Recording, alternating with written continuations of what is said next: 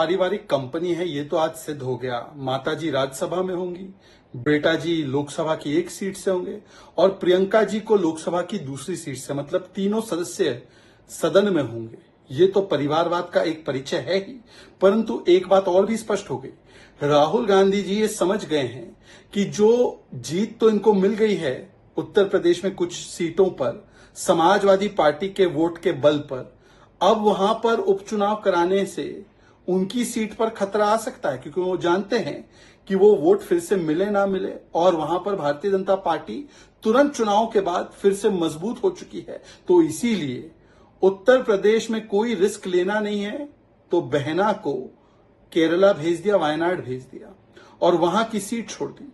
पर ये वायनाड की जनता के साथ कितना बड़ा धोखा है, सोचिए। वायनाड की जनता को बताया नहीं कि 2 सीट से लड़ेंगे। वहां पर लेफ्ट के ही लोग कहते रहे, एनी राजा कहती रही कि ये तो पलायन कर जाएंगे चुनाव के बाद, और पलायन कर गए। तो ये लेफ्ट के और केरला की जनता के साथ कितना बड़ा धोखा कर दिया है, ये उसका भी एक परिचायक है।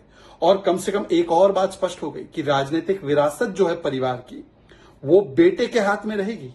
तो बेटी को, मतलब पुत्री को, उत्तर प्रदेश में घुसने की इजाजत नहीं है। उनको जाना पड़ेगा दक्षिण भारत में, साउथ में, केरला में।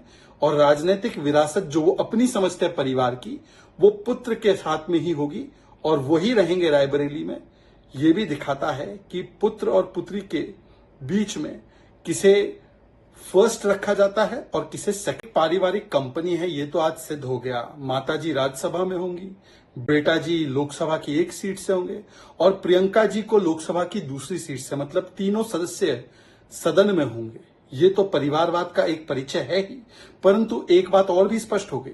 राहुल गांधी जी ये समझ गए हैं कि जो जीत तो इनको मिल गई है उत्तर प्रदेश में कुछ सीटों पर समाजवादी पार्टी के वोट के बल पर, अब वहां पर उपचुनाव कराने से उनकी सीट पर खतरा आ सकता है, क्योंकि वो जानते हैं कि वो वोट फिर से मिले ना मिले और वहां पर भारतीय जनता पार्टी तुरंत चुनाव के बाद फिर से मजबूत हो चुकी है। तो इसीलिए उत्तर प्रदेश में कोई रिस्क लेना नहीं है, तो बहना को केरला भेज दिया, वायनाड भेज दिया और वहां की सीट छोड़ दी। पर ये वायनाड की जनता के साथ कितना बड़ा धोखा है, सोचिए। वायनाड की जनता को बताया नहीं कि 2 सीट से लड़ेंगे।